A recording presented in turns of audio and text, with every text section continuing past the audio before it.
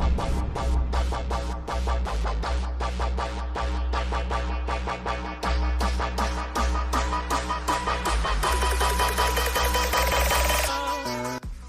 ladies and gentlemen, welcome to episode 322 of the Drunk Dashers podcast. I'm your host, as always, I'm Tyler, and joining me with the man, the myth, the legend himself, Sir Colonel Gables. What's up, buddy?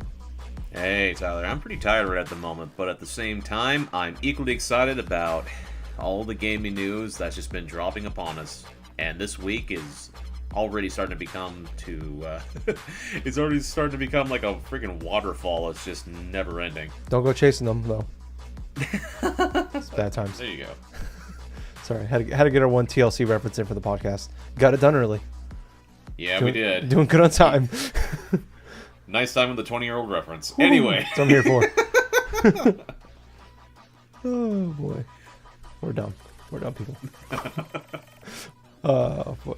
So, I don't know. I mean, that's good. I'm not good that you're tired, but I am definitely on the hype train right now for E3. I can't quit looking at like IGN, GameSpot, and reading all the fucking rumors and leaks and everything like that. Going like, on one hand, you can't wait, but on the other hand, you don't want to know. Like we're just so. It's funny after being like super inconsistent the last couple months with our recordings. This is our second time recording in 3 days. So I know, right? Yeah, we're doing pretty good. And then we're gonna be recording like 7 freaking shows next week. So for E3, so all right. There you go. Yep, it's that time of year, people. I'm excited. I'm with though. I'm a little tired. I mentioned on our last show that Courtney started working night shifts, so I've been trying to like balance out my sleeping schedule to like still be able to hang out with her when she gets off work for an hour or two, and right. So I've been like taking like cat naps after work. But yeah, no, I got mentioned before we really get into the meat and potatoes of the show. I've never been so ashamed of. Oh, here comes Bill Trennan flying over the head right now. Yep, there he is. Oh, there he is. He's getting closer. He's still here. And he's gone. Nope, he's right there. Nope, he's there still. I think he's just hovering over the apartment now. I've never been so ashamed to record a podcast with you, Gables. Why? And it's no fault of your own. So I got off work early today. It's Thursday night, by the way. And I let Courtney take the new car to work. And I didn't think about it. We're recording tonight. I didn't think about it. Whatever. Just like, all right. With the Drunk Dashers, obligated to at least drink a beer or two while recording. So I went to go grab a beer just about half an hour ago when we hopped on the Skype call, and I had a couple of blonde fatales in there, and I'm like, I'm gonna drink a couple of these. These things are delicious. I love them. Couldn't find a bottle opener. Huh? I'm like, shit. Where the hell's my bottle opener at? Forgot we own one bottle opener in this entire freaking house, and it's on my keychain. So I am drinking a delicious, that's sarcasm, Bud Light right now. So this is how desperate I've gotten right now. Hopefully Courtney doesn't hear this and realize I drink some of her Bud Lights. I'm already ashamed enough that I dated a girl that drinks Bud Lights. I don't want to talk about that. I probably shouldn't mention that because she's going to hear this, and I'm going to get in a lot of trouble. I should probably edit this out. I'm not going to, but because to me it's really funny. When I'm gonna laugh at this when I go to edit this tomorrow. But when she hears it, it's not gonna be funny. What you should do though is just add a little bit of that clamato, inside of it. Oh, those are the worst, dude. Oh god, there's like those. A little bit of clam juice, a little bit of tomato inside that Bud Light. Here you go. Oh, it's fucking awful. Here you go, baby. Here's your drink. Yeah.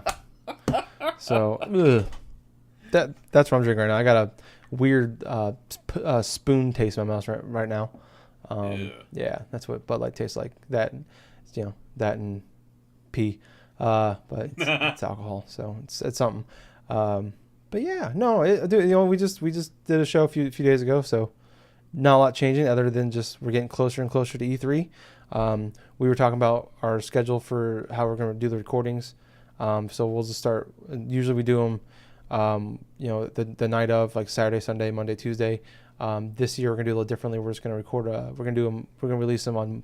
We're gonna record Monday and Tuesday night and just cram, because we usually just do instead of just doing 1 or 2 a night, we're just gonna do probably 3 or 4 a night and then just knock them out and release them. Then just make it easier for us. And then we'll be back later in the week with our best and worst of E3. like we always do. We always end the E3 week with our favorite and least favorite moments of E3.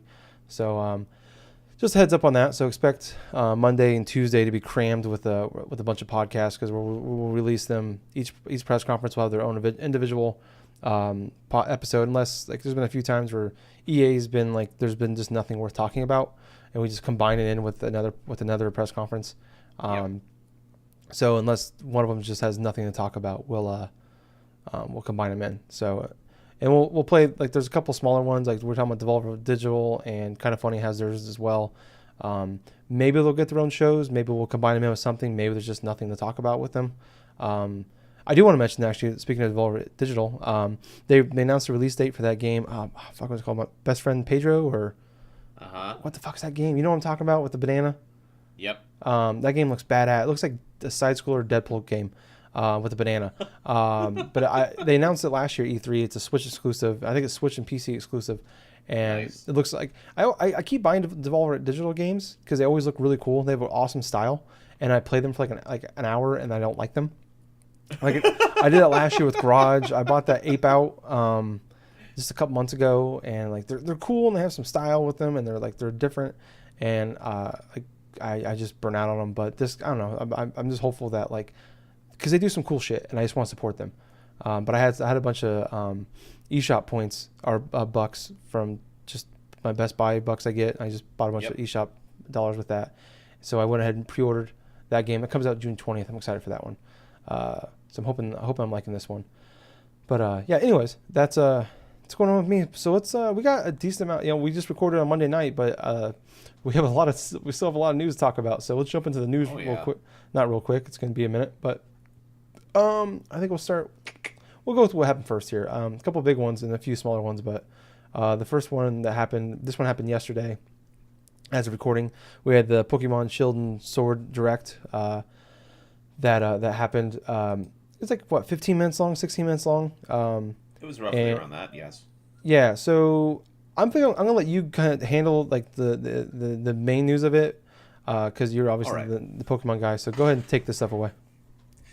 All right, so inside of this Pokemon Direct that they had yesterday, it was roughly around 15 minutes, and it covered over a couple of different topics.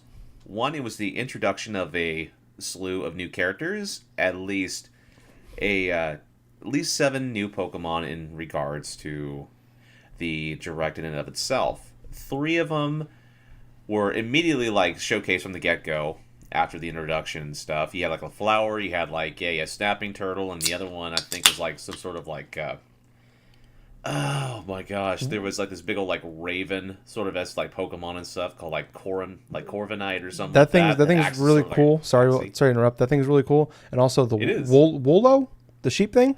Oh yeah, Wooly, that thing has taken over Twitter and Wolu. I want that thing in real life. I just want to point that out. Dude, I love that there's another sheep Pokemon and stuff in regards to with Mareep, the electric sheep. Oh yeah. But this electric Wooloo sheep here. Wait, is Electric Sheep the sequel to Electric Boogaloo? I gotta I gotta know. Oh yeah. Sorry. Mareep's distant cousin, Wooloo. Wooloo. Part 2. The electric Boogaloo. Oh my gosh.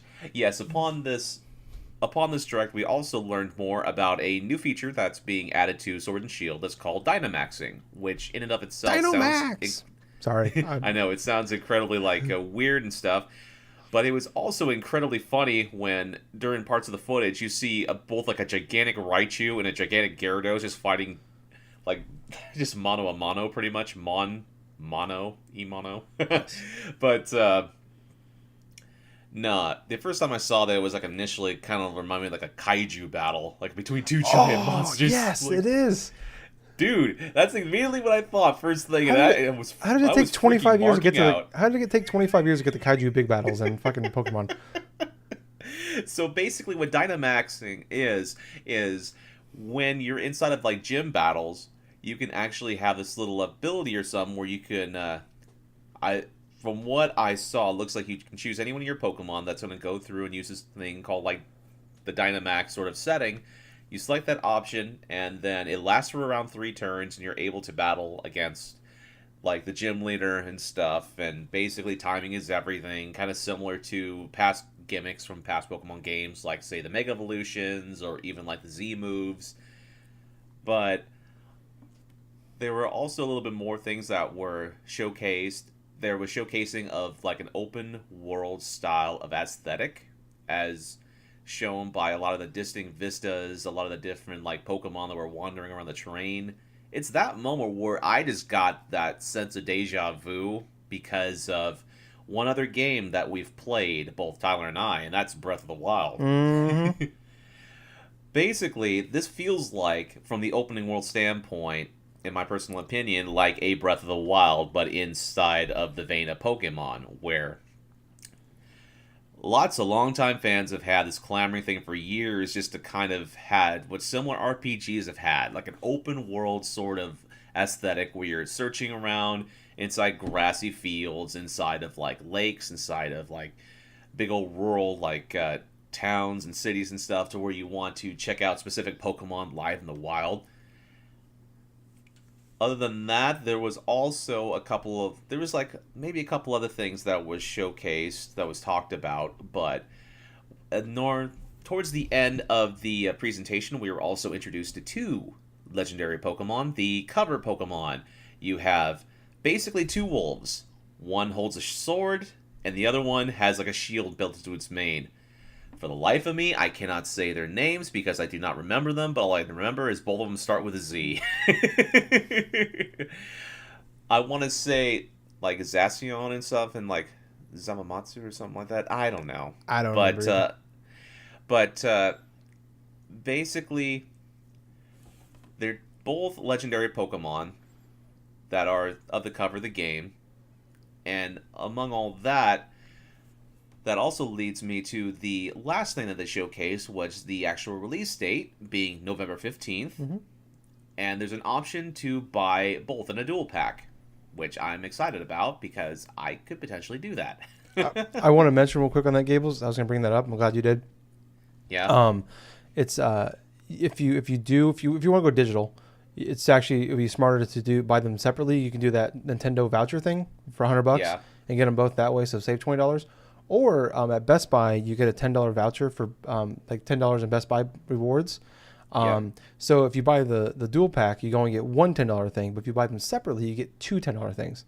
Oh my god! The real value is actually buying. If you want to go that route, the real value is buying them separately, because they're the same price. It's $120. Either way, whether you buy them separately or the dual pack.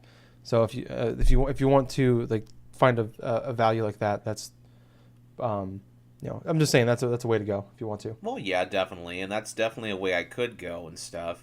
I know for me personally, traditionally, I love owning my Pokemon games in the physical form, and so like a dual pack with two separate cases and two separate games, even if it's like the same price as it is digital with like some rebates, I generally tend to go for it that way. Yeah. But that's just me being a hardcore fan. But I'm kind of curious, what did you think about this whole direct, Tyler? So I've been like, I'm always like, I always jump into the Pokemon games. Like I've talked about this multiple times. Talked about a few days ago about how, with like X and Y, I jumped in, fell in love with Pokemon again. Then played the Ruby and Sapphire, burnt out on it 10 hours. Same thing with Sun and Moon. Let's Go. I didn't even touch the Ultra Sun and Moon. The Let's Go games, fell in love with them, but obviously had the issues with the control, with the motion control mechanics. I gotta say though, like I really like this. Like it definitely, like I don't know if like I'm probably gonna play it when it comes out. I'm not. I mean, I can say right now, like I say it all the time, like I'm not even gonna fucking bother playing this game. And then when it comes out, I'm like, oh okay, I guess I'll go ahead and get it. That's just how I am. But I came away really liking what they showed off. Like, is the same thing gonna happen again with me where I burn out in 10-12 hours? Maybe, I don't know. But I like I said, I like what they showed with the. I don't really give a damn about the Dynamax stuff.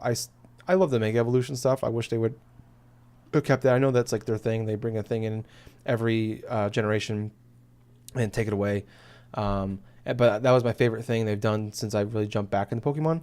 I like that they brought him back with Let's Go, and I wish they kept him in there. Yeah. There's certain things that bug me about this where they don't have like the Pokemon following you around. Like it's small things like that, and I like that. I did like the fact that you can still see the Pokemon. It looks like you can still see the Pokemon in the map though. Yeah. So I like they're keeping that feature.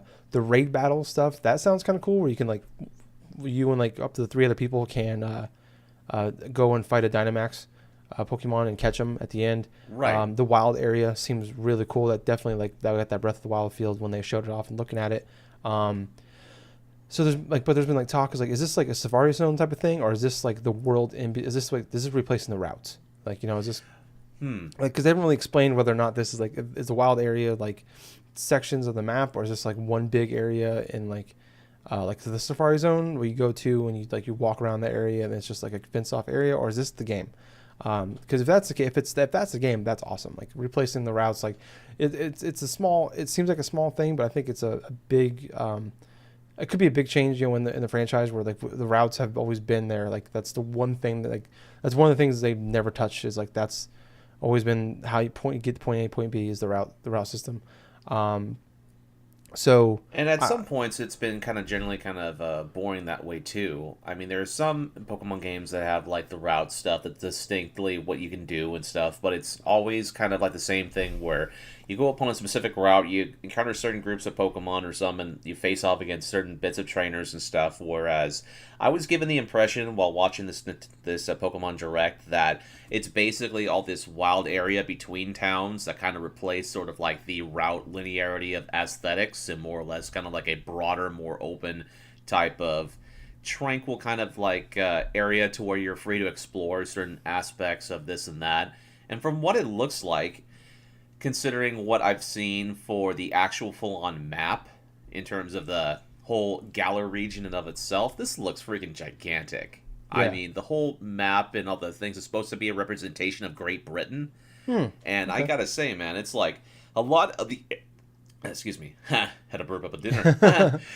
A lot of the aesthetics that I've seen kind of supports what this kind of thing is going to be about, you know, and I kind of feel like it makes sense from a technical standpoint and from like a aesthetic standpoint. They're going to have larger type of explorable areas and this and that and stuff, so it's I definitely was left with that type of impression where it's going to be a little bit more than just the standard routes. Yeah. Yeah, I really liked come away from this. I liked some of the new Pokemon they showed off, like there's like an electric type Corgi Pokemon, which Corgis are my favorite type of a breed of dog. So I'm getting that right fucking way. So can we just talk real fast about the I don't, like we said, we don't remember the legendary type Pokemon names, but Sword's the way to go, right? Sword, yeah, definitely for me it's Sword with, I think it's like Zacian or something like that is called. Because he has a sword in his mouth, which everybody keeps talking about the giant dog, the wolf in Dark Souls 1 or 2 that has, like, there's that big boss fight where it's the giant wolf. With but as soon as I saw it, I thought of Tales of Vesperia. Yeah, actually, that's what I kind of thought of a little bit as well, now that you mention it, with a freaking, like... Lloyd's dog from Tales of Vesperia with the sword in his mouth. Wait, it's not Lloyd. It's Is Lloyd? No, Lloyd is Syphonia. No, it's Yuri Lowell. Yeah, Yuri. Yeah, that's Troy Baker. Yeah, with his freaking dog, Rapide. Yes. With the freaking. I got the game, but I have not fucking finished it. I bought that game like 4 times. I remember what you're talking about, though, man. Dude, I started the game like 4 times, and I got like 20 hours into it, and I never finished it. Second time with me, and I barely got a couple hours into it, and I got the fucking the remaster this year. Oh, man, it's so good. I know. But yeah, I don't know. I like I said, I really liked it. I came away with a lot of things. Came away with. I liked a lot. The only downside is the release date for me, because it's like the week before. Like November's already packed for me. It's like, well, there's only 3 games so far that we know of. But this November 8th we have Death Stranding. Oh shit! Yeah, and then November 15th, now we have Pokemon Sword and Shield and the new Star Wars game, which Doom, Death Stranding, and the Star Wars game are like my 3 most anticipated games for the rest of the year, and 2 of them come out in a week apart. So watch Doom come out the same month. Oh, watch Doom come out like fucking November 8th or something with Death Stranding. I don't even want to figure out how I'm gonna. I don't even want to. That's a conversation. Oh, I'm giving myself anxiety just thinking about it. I'm freaking You're out giving already. me anxiety just thinking about it. I have anxiety over a hypothetical situation right now over two video games come out on the same day. Holy shit. I'm gonna see you in the middle of the store or something, have both game copies or something in your hand. You're like kind of like a Peter Griffin or something like that, trying to choose between two series. Well, I used my my Best Buy bucks I got for this month, and I've already pre-ordered Death Stranding, so that's happening. Doom, Awesome. I'll probably get. Oh man, this is so stupid. We're having this conversation right now. I'll play Doom first, just because it's shorter, probably. But goddamn, it's Kojima. Fuck, man. God, all right, we're back on track. Back on track. God. I'm like, honey, I love you, but November you have to go. You have to like live with your parents for the month or something. Yeah, Daddy's got to play games. It's the only way I can keep up. Oh my god. Well, anyway. Yeah, moving on. Moving on though, I kind of felt that the that Pokemon Direct was definitely the type of step in the right direction that has utterly convinced me this is going to be a good comparable game to play through. Because not only do we got a lot of refreshing elements to it, including like certain gimmicky features and rumors of there being like another feature that's going to kind of, from what it sounds like, sort of replace what little bit of like Mega Evolution stuff was. Yeah. Apparently. So kind of a interesting side note that came out. This happened last year too. Yep. There was a Reddit post that came out like 2 days before last year's Nintendo E3. Yep. And it leaked everything, and it was 100% accurate. And it literally had everything down to a T, announcing like leaked games that no one even heard of. It revealed games by the studios. So this happened again just 2 weeks. 2 weeks ago, a Reddit post came out, and it got like no traction whatsoever. And everything. I mean, I understand why they probably don't get traction because there's so many that come out. Like, there's probably 1,000 that come out every week of like Nintendo Direct stuff that for a Direct that's not even announced yet. But anyways, this is all the stuff that came out of this Direct. A lot of it was like showed off in this Direct, but that from this Reddit post. But there's a lot of it that still wasn't. So, Sword and Shield's enemy team will be called Team Yell. So that I guess it'll be like the Team Rocket. There will be an evil legendary Pokemon called Eternatus, whatever. In addition to Dynamaxing, there will also be a similar Gigantamaxing, which will change Pokemon's appearance in addition to growing its size. 3 examples were given. Meowth. Excuse me. Oh, God. Bud Light burps are the worst. Oh, it's bad. It's bad. It's worse than garlic burps. So 3 examples given are Meowth looking like Long Cat. Lapras getting... I don't know what that means. Meowth looking like Long Cat. Long Cat. Okay. Lapras getting... so stupid once you say it out loud. Lapras getting layers like musical bars to its shell and musical notes. And Pikachu looking like a retro fat Pikachu, which, hey, I'm all for that. Regional evolution. Pikachu just letting go. Yeah. So we got Meowth that looks like a long cat. We got a musically inclined Lapras, and we just have Pikachu just had one too many bits of the Poffins that looks like it's got its own go. It's like if like Ryan Reynolds still played Pikachu after 20 years. He just kind of just got away with himself. Regional evolutions will be a thing with Farfetch'd turning into Sirfetch'd. Meowth looking like a ball of spiky gray fur. Poor Meowth, man. He's a long cat, and then now he's a spiky gray fur. So he's just getting fucked over in this one. It's unclear if that literally means evolutions or if it actually refers to like regional variants like Elola, whatever. Elola. That one. Chipmunk Pokemon potentially named fuck off, man. Really? Fucking stupid. Can we pick something normal? Skivovitz. Reading off Pokemon names. This is the worst. Skivovitz and Greedent will hide in berry trees, attacking players if they shake them too many times, which will cause you to lose half of your berries if that happens. To challenge a gym leader, you need to get endorsements. That's not explained, which will let you take on gym challenges that needs to be completed before fighting them. 3 gym challenges that are described so far, including one where you have to herd Wooloo while avoiding a new electric corgi Pokemon called Pamper. Okay. So it sounds kind of like what they did with like Sun and Moon, where there's like challenges and stuff too. One where it kind of sounds like it. So it sounds like they're taking the gym leader stuff along with that with the Sun and Moon.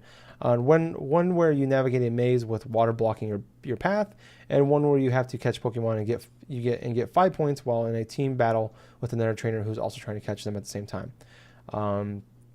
While in the wild area, you will randomly see nearby players and interact with them to get their league cards and items. Camping will be a mechanic, and is where you play with Pokemon. It will also let you make curry to raise stats and use toys to raise friendship. So a little bit of a twist on what they've done before. Grookey's final evolution is a giant gorilla that used a wood drum to attack. Sobel's evolutions are called Sizzle, and then at Inteleon, and will have a spy theme to them. Scorbunny will have fighting moves, but is a pure fighter. There could be a typo in there. It reads as if it meant to say, but is pure fire, or but isn't pure fighter. So I don't know. Second evolution is Raboot, and its final evolution looks like a humanoid fighter. A blue seagull Pokemon was described that it will get either a Barracuda or a Pikachu in its mouth when it dies, which then throws it at the enemy. So pretty much that's just the stuff that wasn't talked about in the Direct, but everything that was talked about in the Direct, they had said as well. So it sounds like this is very accurate. Maybe I can see us getting another Direct probably closer to launch or release for this game with more details like they did Let's Go last year, or maybe we'll get the rest of it at the Direct with E3. But I doubt. I think they'll touch on it a little bit at the Direct for E3, but I don't see them doing. We're not going to get anything too substantial probably until around a couple months away from now. You know, maybe even like another month, because Nintendo likes to not only go through before E3, they also like to do a little bit like a month or two after E3 as well, and showcase a little bit more information in regards to specific games and this and that. Yeah. So honestly, we're probably going to see something close to around September. Yeah. I can see that. Maybe, September, October will just before launch create some more hype. So yeah, I mean, definitely looks cool. I'm definitely more interested now after that, and I'll just kind of wait and see what they say on that. But I like I said, I think they'll spend maybe a minute on it at the E3 next week, and that's it. All right, so moving on to some more news with some bit more big news that happened just today. So Google Stadia had their press conference today, revealing a bunch of stuff. So there's a lot to talk about here. So I just pulled up an article. I'm just going to pick from IGN. I'm going to kind of pick and choose some of the stuff to talk about. But first off, they said it's coming out. It's not a release date yet, but the rumor, I think there was a leak that came out from a Canadian website that had a bunch of prices and everything, but it was the prices ended up being correct for Canada, but it was wrong for what everybody else got. Just obviously more things cost more money in Canada, but there were things said November 14th, and right now it's just Google's only said it's coming out in November of this year. So that's all we know for the release window. It's November. I'm just gonna go through and go over all the stats, or not stats, but all the news they gave us. I'm just gonna read verbatim what the article says to some of this. Stadia will be available in November. The only way at launch to access the cloud-based service will be via the Founders Edition. Google will reveal more details in the future about how players can access Stadia in 2020 beyond the Founder Edition. So basically what that is there's a Founder Edition that's coming out in November. You can pre-order it now if you want to. It comes with an exclusive controller that's like, I think it's like what's it called? It's like Night Blue or something like that. And it's $130. It comes with the controller, which is $70 by itself if you want to buy one. Comes with the Google the Chromecast Ultra, which you need that right now if you want to play it on your TV. That's $70 as well, and it comes with 3 months of the Pro subscription, the Stadia Pro subscription, which you need. It's like Game Pass essentially, where it's gonna be like Game Pass, where you can it's gonna have a bunch of games on it all ready to play, but then you can buy the new games that come out. You can still buy them on there. So all those will be on there. So and then also you get a 3-month pass for your buddy. So it's not a bad deal. It's like probably a $200 value you're getting for $130. You can, like I said, you can pre-order now. It's coming out in 14 countries right away. And then in 2020 they're going to release the Stadia base edition, which will be free. But if you want to play in 4K 60 frames per second, you have to have the Pro the Pro model, which is $10 a month. But if you have the free edition that comes out in 2020 sometime, you can play games in 1080p. So if you really want that 4K, that's what you have to do to get it. At launch, you can play it in like a Google Chrome browser on your desktop. On TVs, like I said, you have the Chromecast Ultra. You can play it on certain tablets, and then you can play it on Google phones. So there's like the Pixel 3 and Pixel 3a you have to play it on. Let me scroll through here. Already went over that. So like I said, it's going to cost $10 a month to have the pro subscription. So the pro subscription, like I said, be 4K, 60 frames per second, HDR, 5.1 surround sound capabilities. The free ones are going to have the 1080p with 60 frames still. And they're gonna give away free games every month as well. That's something they didn't talk about in the actual Connect, but the Google Connect, but they announced later on. A lot of details came out later on. Some of the stuff that also comes with if you have the Pro subscription, you get Destiny 2 for free, which includes the base game, all of the previously released add-ons, so all of the DLC they've done, and then also will come with a new expansion that they announced. It leaked a few days ago, but it was officially revealed during this Connect, where it's the new expansion. I believe it's called Shadowfall. So that's it's coming out in September, but it'll be free if you buy this Founders Edition. And also they revealed that you will be able to do cross saves now, cross progression, cross saves with your Destiny 2 game with your saves across all consoles and across PC, PlayStation, Xbox, and Google Stadia now. So that's a cool thing. So if you've been playing on PS4 forever, Xbox, and you can now play it on Google Stadia. Some other stuff, like I said, the Google Stadia base that's free.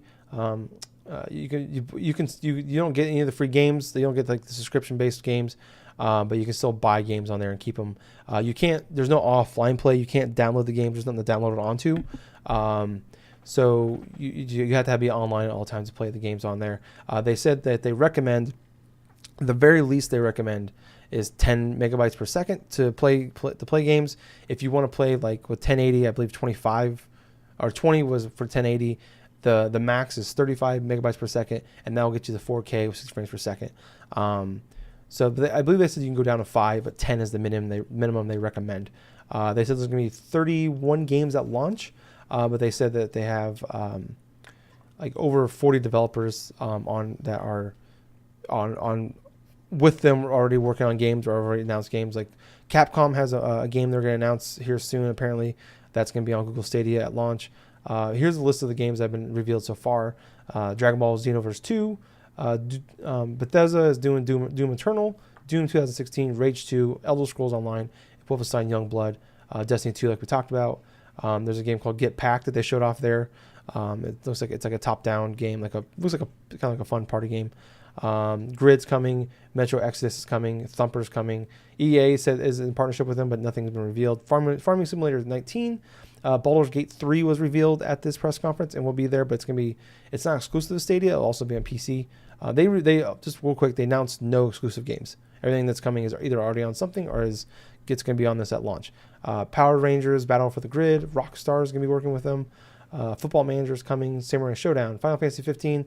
All three of the new Tomb Raider games since the launch. The new NBA 2K games will be on there.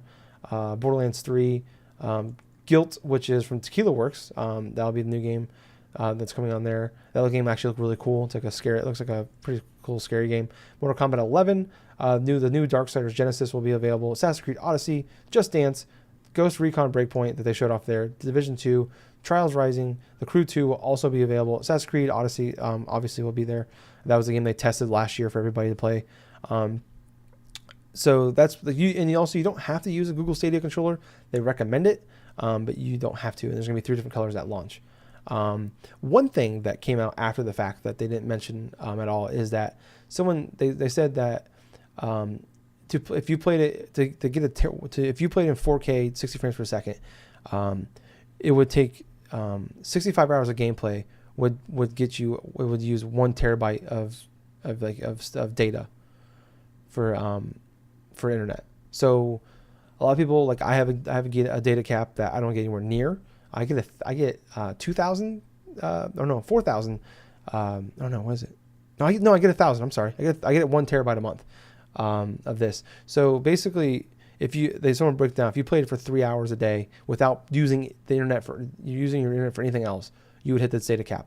So this is obviously like I think a really cool. It's really interesting what the future of gaming will be. I think this will be the future of gaming eventually.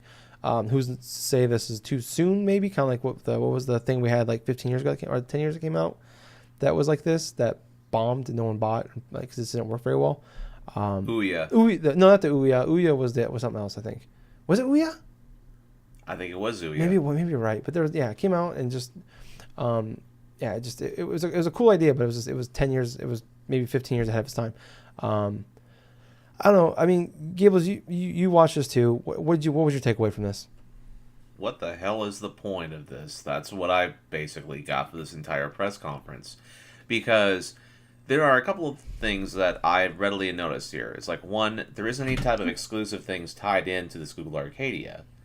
A lot of the stuff is games you already would find on other consoles, on other services.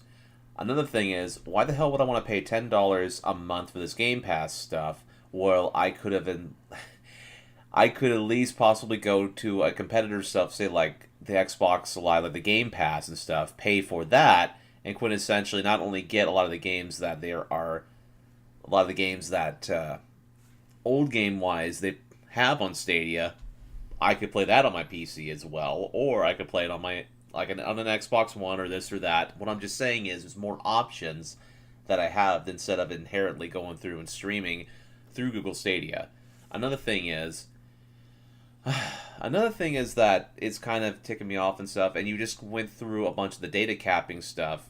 Yeah, here's the thing though. A lot of us common people, we go through and we use the internet across a lot of different things other than just playing video games.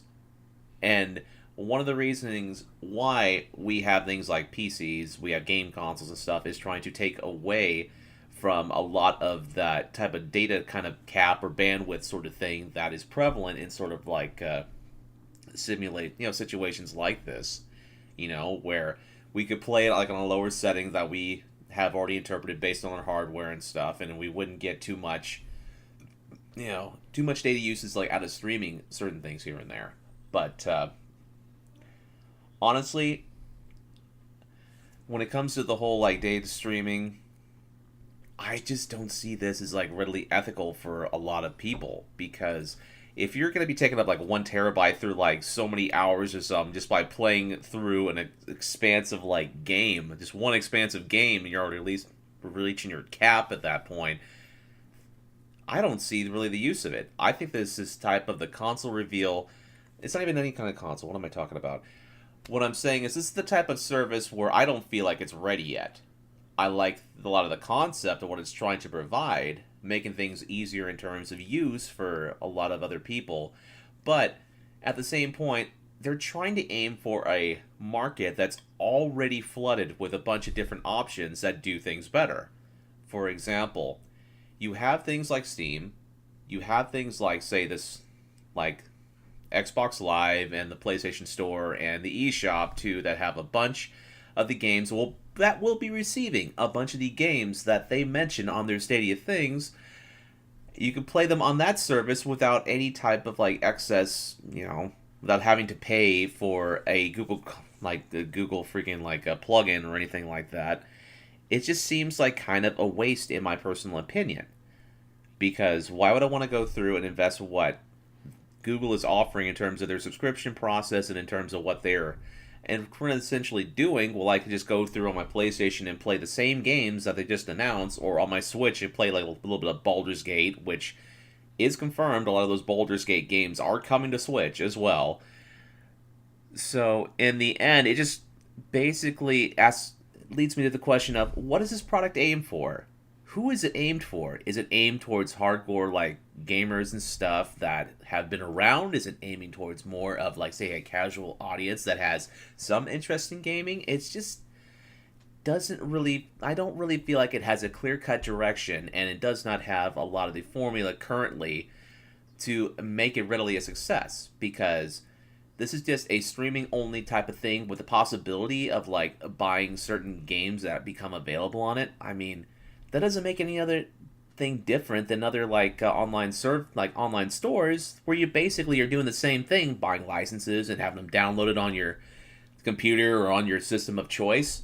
The only difference is just you don't have a lot of the excess tech, and it's just streaming through like Google's like hardware and shit. Yeah. I feel like they didn't do anything to like they didn't like kill themselves anyway. They don't like look like No, they don't look like it doesn't look bad. It looks like they have a plan in place. they got a yeah. But it didn't do anything to like wow me, like anything that sold me. Like it's something like we talked about a little bit on Monday or the last show we did, and it's just like I'm curious what they do here, because you got to prove a lot. Like you were talking about, like why would I do something? Why would I buy this? Like I have good internet connection. I can do the 4K, no problem. Because I think I get 100 megabytes per second, and I almost always have no worse than like it never dips below like 80 when I look at the speeds. So I can do that, but why would I do that when the games are going to cost the same amount on there when I can? Yep. But I need to be online to play these games, and if say the power goes out or something like that, I can't. I mean, obviously I can't play the games, but I look at my Switch. If I bought the games on my Switch, there's been a few times where power's gone out. The Switch was a lifesaver for me, Yep. Or like if just say there's the internet, like the internet goes out, I can still play all my games on my PS4 or my Xbox One or my Switch. Right. And like who knows, like 10, the minimum with 10 megabytes per second, that's great. That like, because I think there's a lot of places. I mean, majority of the places this is going to cover like the big cities, stuff like that. People have that as an option to get. And the price differences for internet, it's usually like that's like the base thing. It seems like you can get is 10, if that's the lowest. So it feels like, I mean, we're still ways away from this being a viable option for everybody. But for a good chunk of the United States and a good chunk of the world, even, it's something you have the capability of doing this. But I mean, we don't know the free games are going to be like, are all those games at launch, are these going to be part of that process? Which games are these going to be free? Which are these not going to be free? Like how much are these games going to cost? Right. Like, what am I going to pay full price for these games when I have to be online? Like there's so many like things that like have to be in place for this thing to work, that it makes me uncomfortable. I'm not quite ready for yet. It's just things that could, that might not even be like, it's something they can't control internet going out on our end or whatever, but just too many variables that make me uncomfortable to jump there yet. Will I check it out when the free version comes out? For sure. I'll check it out. I'm not going to buy the controller right away. I'll use you can use the Xbox One or PS4 one. Or I think you can possibly even use the Switch one if you want to. But yeah, I mean, it basically just looks like it ripped off the 360 controller too. Yeah. But which is, I mean, it's fine because it's the best controller, I still think. But I don't know. It didn't do anything to like sell me on this. I don't think it's a complete failure. It's Google. They're going to put money behind this thing. If anybody can jump into the gaming market right now and have a real chance of succeeding, it's Amazon. It's Google. And I mean, Amazon, for all we know, all intents and purposes, that sounds like they're not too far behind. And that's been the thing we've been talking about for a couple of years now, about what's going on with them. And Apple is the other one too. Yeah, I don't know. I watched it and I'm like, oh, okay, it's impressive what they have, like no doubt. But I just can't like foresee someone like being all in on this thing right away. Like what like, I mean, like obviously like oh cool, if you have a Google phone, which I don't know how people have Google phones. I don't know very many. Like I can like that. I mean, that'd be kind of cool. That's like a lot of people buy games like that. The Switch is like the new, like their main thing for gaming because they can take it anywhere they go, which I understand that completely. If you travel a lot, having that on you is awesome, and be able to play these games on your phone anywhere, everywhere, if you have that capability is awesome. But I don't know. I can't see myself want to play Assassin's Creed, Odyssey or whatever, Doom Eternal on my tiny ass screen. I have the iPhone, the big, I can't remember, the iPhone XL, what the hell the big one's called. I have that, and I would not want to play a AAA big $100 million budget game on that thing with a controller. Oh man, I'll tell you what, man, it's like that sounds like a tremendous amount of battery drain. Going through and try to play something on that. Yeah, I didn't even think of that either. Yeah, that's a good point. So, like, we're poo-pooing it right now. I mean, this thing could be wildly successful. I mean, I'm the guy that like bitched about the Switch for like 2 months after the thing was announced, and it's obviously one of the most successful consoles, possibly of this generation. So, I mean, maybe this thing takes off. I don't know, but I feel like at the same time, a lot of the a lot of like the negative stuff that we have about this whole Google Stadia stuff is kind of justified in and of itself because there are a lot of unknown variables going along, and there's also a lot of ease of use stuff that is highly questionable in regards also to the amount of content that it's going to be presentable at their launch. $9.99 a month for like the subscription of what they're offering at this point in time, along with like the internet and the cap issues and stuff like that, just does not make sense inside of a gaming landscape, a gaming economy that we got going on currently inside the gaming industry, where it's like we can go through and go on to services like the PlayStation Store or on Xbox Live, and just basically buy initial content that we want, or even get like Game Pass or something on the Xbox One or PlayStation Now through the PlayStation Store and stuff, and just basically have content kind of similar to what Stadia is offering and stuff, only a little bit more recognizable through some first-party brands and stuff. Because, well, here's the thing: that's one of the other things that Google Stadia is lacking, and that's quality first-party content on their service that actually would entice people to go forth and say, "Oh, hey, this is a new game that is exclusive to our platform. Hey, let's go forth and let's have this right at launch." There's nothing like that. This is totally different, as opposed to, say, like what Sony or what Nintendo or what Microsoft would be if they're introducing a new console, a new product. You gotta have one or two big games, at least, that's going to convince people to buy your product. And Google Stadia has none of that, besides promises upon this being ease of use decently, Yeah. Yeah, I mean, that's a good point. They don't have that killer app at launch. That was something we talked about on the last show, where like what's like they need to, I think you need to have like something. Maybe it's smart not to release something at launch, maybe because the system, who knows, like even though it's Google, this thing could be broken and buggy right off the bat, right. Latency issues, all that fun jazz. So maybe, but reveal something, show something something you have in your back pocket. Like it's not coming out at launch, but this is coming exclusively to Stadia in December or January or something, and there's nothing there. Maybe they hope the price point in the East to get in there, and that's the biggest thing they got going for them is how cheap it is. Like literally, you just gotta if you don't have. I mean, for $10 you can get in right now. You can get in. And I guess now off the bat you have to buy the fucking founders pack, but eventually you can, for in who knows 6 months or so, you'll be able to get in for $10 and try it out. And when that happens, will I jump in? Of course. But yeah, I mean, I don't know, how many people have the Chromecast Ultra? I don't know. Probably not many. I think people that not a lot. I think a good chunk of people that bought a TV in the last couple of years have probably bought a smart TV. So it's kind of made like the Chromecast obsolete. Yep. So I don't know. I don't think this thing. I don't want to say that. I don't think this thing is doomed to fail. I could see it failing. Google is not immune to releasing things and it fails. I mean, look at fucking. Yeah, no company's immune from that. No, and I mean they've had their very public. Like the Google Plus was a fucking bomb. I mean, no one who the hell used that thing. I remember when we first started the show. Like that was the thing.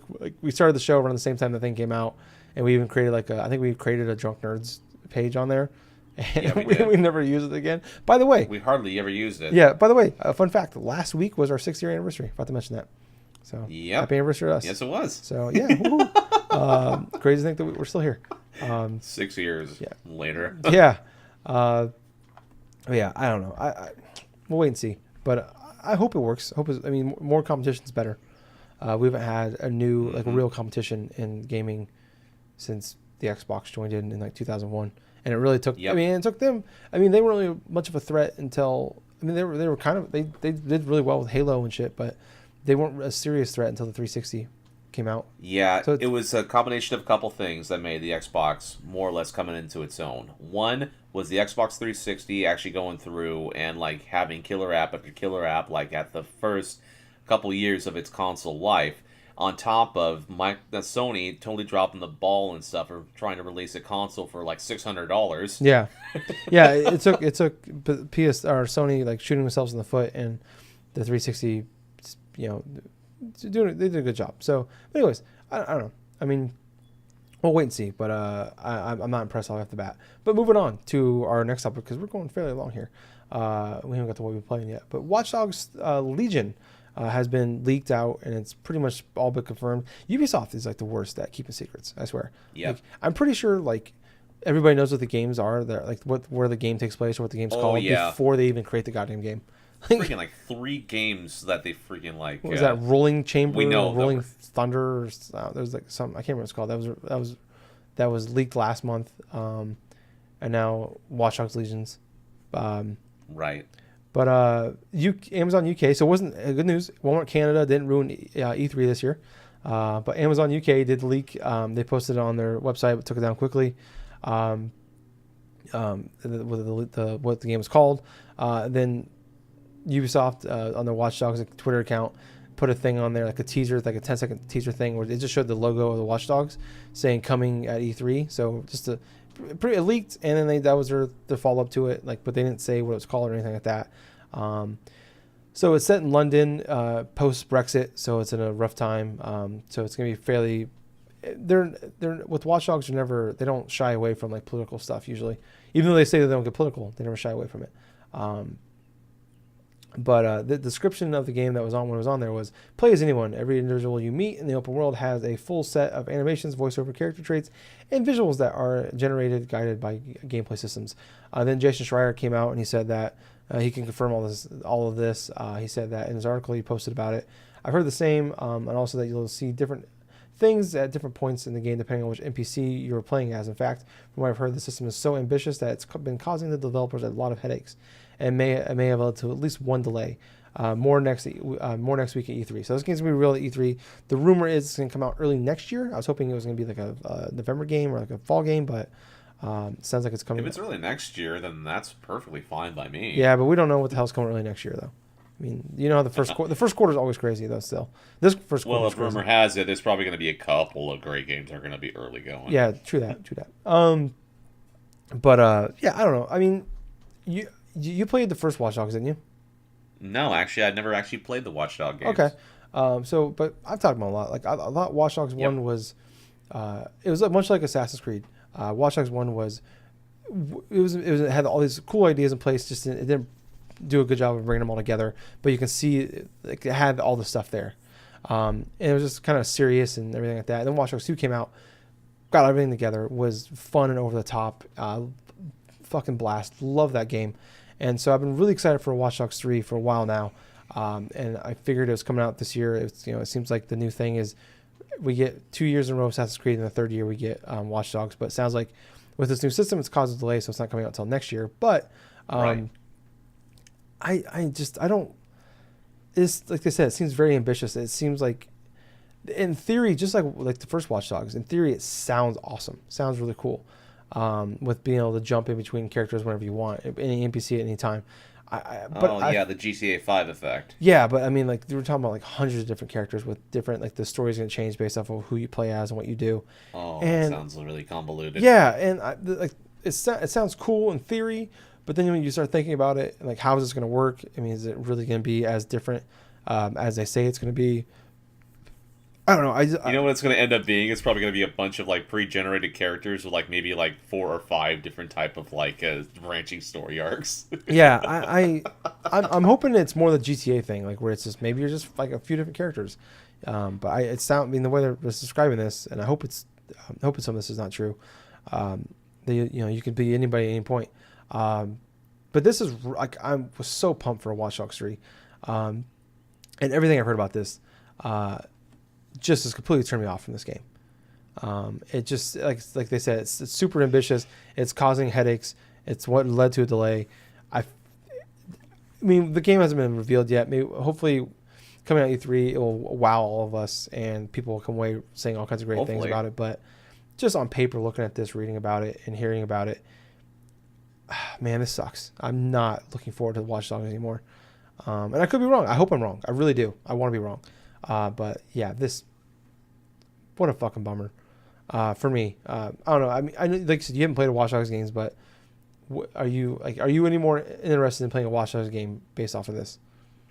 I've been interested in like potentially possibly playing Watch Dogs 2, but I'm waiting to see what Watch Dogs 3 really has in store because I want to see quintessentially where this franchise is going to be going to.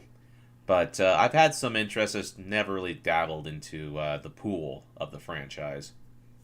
Yeah. So I don't know. Not like I said, not a whole lot to go on, but yeah, whatever. Anyways, moving on.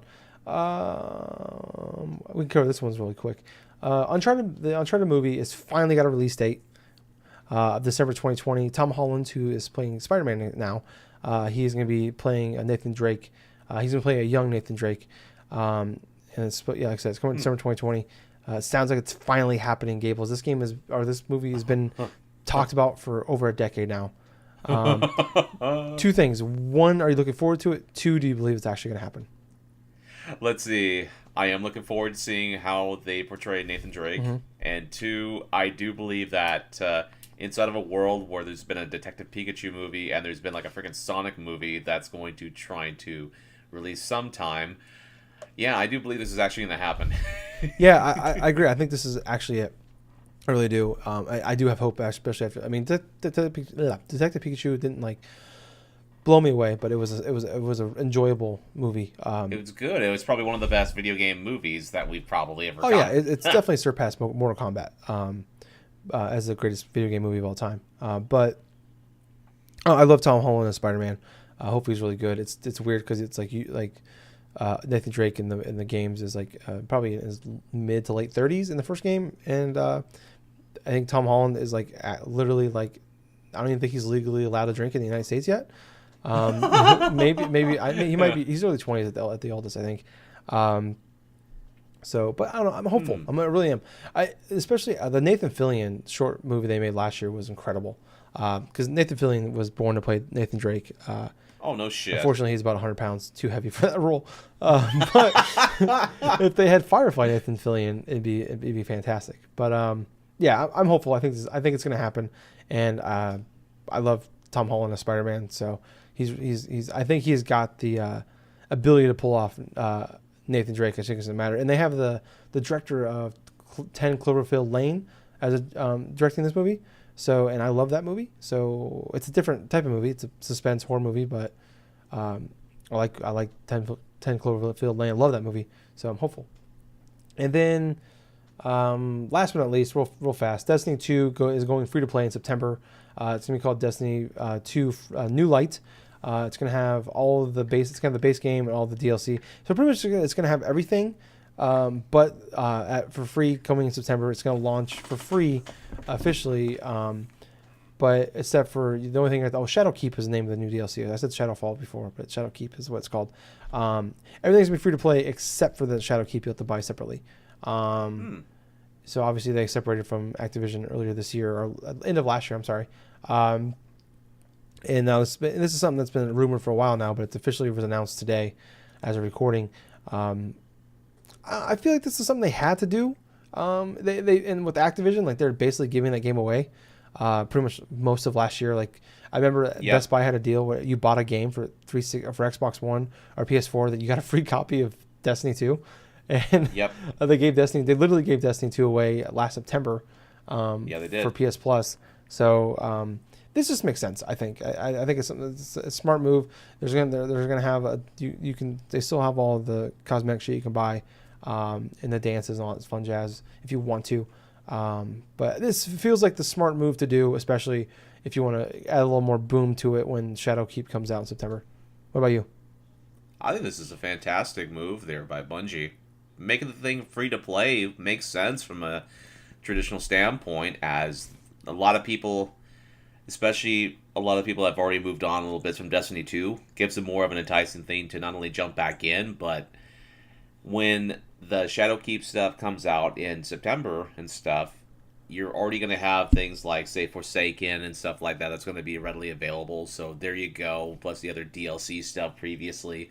So honestly, it's with this announcement from today, just being Destiny 2 being free to play and a lot of the content is going to be free besides like the Shadowkeep stuff, it's making me more excited to actually jump back in and play Destiny 2 because you don't have a lot of Activision's influence like that was preventing this game to actually start flourishing, and it's starting to feel like, to me, from a little bit of the adjustments that Bungie has made and also separating itself from Activision, has progressively made it seem a lot more appealing to actually jump back in and play this game, because it feels like more so a game more or less started to become more structured towards the fans that have enjoyed this game and stuck through it, more so than as like a corporate shilling of microtransactioning like every single little thing to get them enticed more so to buy into their product, you know?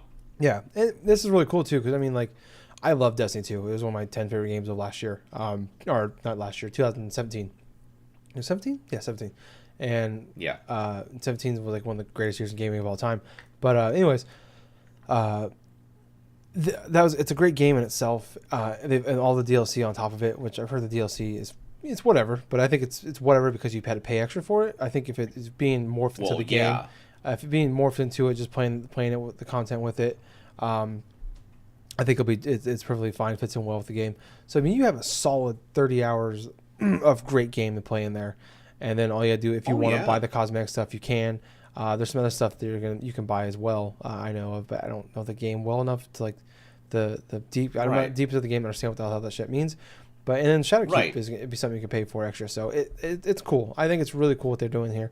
And that game you can play. Go ahead. And basically, there's like one more thing to add on to that too, where they actually confirmed it that a lot of your save data and stuff's going to be transferable through like multiple different things, from PS4 to PC to Xbox One and stuff. That is fantastic. Yeah, I love that. That makes things a lot more easier in terms of like accessibility, and I like that. Yeah, so it's really cool, and like I said, I think it's a smart play to do to kind of give a nice little injection into keep Destiny 2 relevant at this point. And Google Stadia helped. Having Shadowkeep come out is going to help too. Yep. So moving on, that's actually the last topic we have for news. I know we just talked about what we've been playing a couple days ago. Just kind of follow up. I played some more Rage 2. Haven't played as much as I like to. I played a few more hours, so I'm like 3.5 hours or so in now. I've only done a couple missions. Still like basically in the tutorial stage of it, because I've been like driving around doing some like taking over some like the points and stuff like that. But I gotta say, I really love the gameplay parts of it. It feels really good. It's fast paced. Love it. Not loving the driving mechanics of it so much. That is the one downfall I think so far. Maybe it gets better because like as you soup up the. I just killed a gnat on my screen and now it's smeared all over my screen and it's driving me freaking nuts. Damn it, Tyler. Just like Rage 2. Yes. Anyway. Yeah.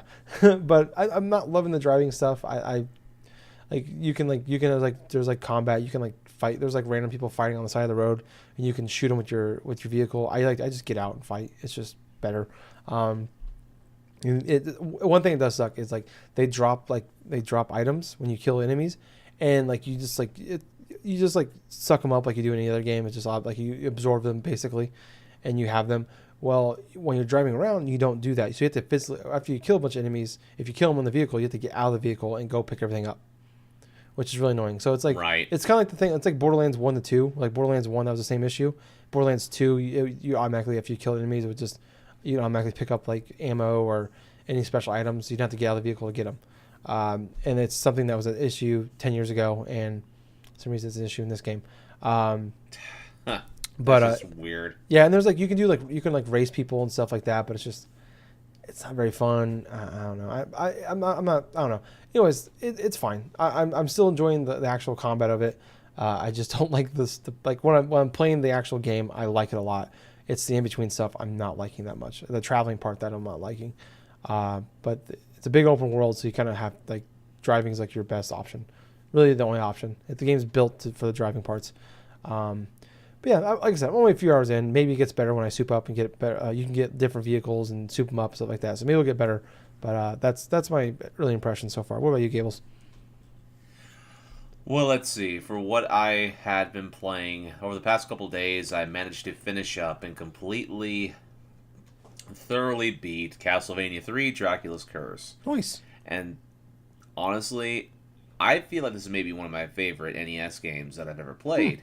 Because it has so many different It has so many different ways you can go through and play. Basically, it's got multiple different branching paths that you can take, multiple different characters that are very fun to play as, and it's like, and basically the music is fantastic. A lot of the gameplay is solid. It's fluid. Boy, level design's pretty creative too, and it can be downright difficult. I got at least more comfortable with myself playing through subsequently this this game. It kind of surprised me that I finished up my playthrough last night with towing Grant and Nasty, the pirate and stuff that loves to hang on to walls and like crawl around and like just basically throw knives and stuff like that. Basically, just went through the rest of that playthrough. I had like only like 2 or 3 levels left with that playthrough, and then I started with the last character with Sypha Belnades, the magician, pretty much the vampire killer and stuff with that's like a magician stuff. I got her in tow and stuff, and she used little things like flame attacks and like ice ball attacks and stuff. And so I went with her path, considering it's like the easiest, and that's the last path I haven't like taken yet, because I went from like hard to medium, and then now I got to like the easy sort of thing, and it surprised me how quick I got through that game for my last time, because this is like subsequently the 4th playthrough of the game in its entirety, so I got very familiar with a lot of the levels and a lot of the enemy placements and this and that. And I'll tell you what, this is a game where when you start off playing it, it can be pretty hard. But after about a couple of playthroughs of the game in its entirety, you start to really have fun with it. You like to try to experiment and see what'll do, what'll happen. So for Sypha, I didn't really use her very much, only except for a couple of boss battles. The whole boss battle thing with these 2 coffins, right? And then you have like one that has like the mummy, the couple of mummies that reveal themselves, and the other one has like this cyclops. And so basically you got to go through and beat the mummies quickly, and then go through and beat the cyclops. So what I did is I just used Sypha to use her flame, and got rid of these freaking like mummies like just hurling bandages at me and stuff like that pretty quickly. Like not even within 10 seconds I had both of them beat, because of how quickly I was whittling down their HP. Then I switched off to Trevor in order to take on the freaking like Cyclops, where it could be a little bit harder considering that the RNG and the movement of the freaking Cyclops is random. And so sometimes he'll go through from back to forth. Sometimes he'll only do like a split second or something, like for the freaking troll or whatever the hell. It's so dumb, because you can't really predict sometimes his running patterns, when he's going to do this or when he's going to do that and stuff. But going through the final portions of the game, I decided to keep with a sub-weapon of the axe for Trevor, and that ended up being the best sub-weapon I could possibly use for the end game. Because here you have like the axe sub-weapon on top of the different types of collectible little pieces that allow you to use multiple sub-weapons like in a row, pretty much. So basically what I can do is when I'm facing off against an enemy or against a boss or something, I have the element of like doing like 3 quick attacks like in a row, you know. And that's basically what I used to face off against the final 3 bosses of the game, where I actually locked the Grim Reaper. I actually locked the Grim Reaper with some of my axes and stuff as Trevor, which was incredibly funny, because it's like, here I'm starting the battle with death and stuff, and then I hit him with a couple of the axes and stuff. I whittled down his health very quickly, got him down, beat his first form. His second form pops up, which is this huge gigantic skull, right? That basically just kind of covers almost the entire boss battlefield, the stage and stuff. It lights up. But what's funny about it, I took down his second form like within like 15 seconds, because I had the axe and I just locked him on and stuff, and I just took him out like that. It was mostly hilarious when the second to final boss, which is basically a clone of yourself, and I went through and I actually locked him in place without him actually trying to attack or move at anything. And so just basically beating him like that. And then the final battle with Dracula as Trevor, going and getting through his first form easily. His second form was incredibly easy with the axe sub-weapon, because I basically can go through and whittle down his life points in the span of like maybe 5 to 7 seconds. And then once he goes into his final form, which is gigantic, like bird-like creature, which I've explained before, and then you have basically what this final form you're supposed to do is you're supposed to get on these little platforms that rotate around him, right, and try to hit this specific like portion, like the top of his head, like almost pixel perfectly, right? So instead of doing that, instead of doing the hard way, I decided to do the easy way and have that axe up weapon and just toss up and hit him in the head like repeatedly, and so that ended up finishing up that third form in less than a couple minutes.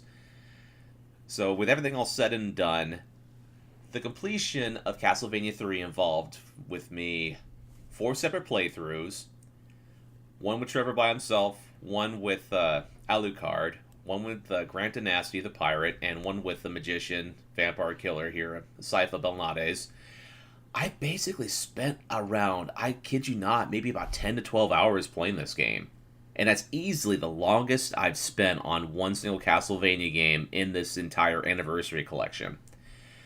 So I've went through all 8 games in a row. I've completed every single one of them. And I got to admit, man, it's like, this is definitely one of the best bang for your bucks on, like, currently released in the digital storefront for either the PSN or the Xbox, like, live marketplace. You have 8 fantastic games. It's definitely worth it to pick it up, especially if you have like a modern interest in playing the old school Castlevania games. Like, say, if you're done with the other collection set like I was with Symphony of the Night and Rondo of Blood, got the platinum for that. You can go through and try out these games, which are harder and a lot more rewarding when you spend time of it. So, yeah, I'm not too sure what I'm going to be playing now, but I know I'm going to be picking up something pretty soon. But yeah, that's what I've been playing. Nice, man. But I think that's going to wrap up our show for this week. We'll be back in a few days with we'll be back with quite a bit the next few days, or in a few days with all of our E3 talk. So look forward to that. I know we all are. But once again, thank you guys so much for listening. If you want to hear, can't talk. If you want to hear more from us, check us out on Facebook. We have a page and group, Drunk Dashers Podcast. Like and join us on there. On Twitter, @DrunkNerdsPod. Follow us on there. YouTube, Drunk-Nerds. Subscribe, give us a big thumbs up, give us a comment on all of our shows. Really appreciate if you did so. iTunes, 5 stars. Please, Drunk Dashers Podcast on there. Subscribe. Leave us a comment, please. And twitch.tv/Colonel Gables. Follow him on there, please. And Spotify, Drunk Dashers Podcast. Follow us on there as well. And if you know the review system, if there is one, do that too. Share, tell your friends. Would really appreciate if you did so. But once again, guys, thank you so much for listening. I was Tyler. And I have been Colonel Gables. So until next time, everyone, I hope you have yourself a good rest of your week. Please stay tuned with us because we're going to be having some bits of E3 coverage around the next week. And most importantly of all else, thank you for listening to another fun-filled episode of the Drunk-Nerds Podcast. Hey, Gables? Yes? Too sweet. Too sweet, man. Bye, guys. See ya.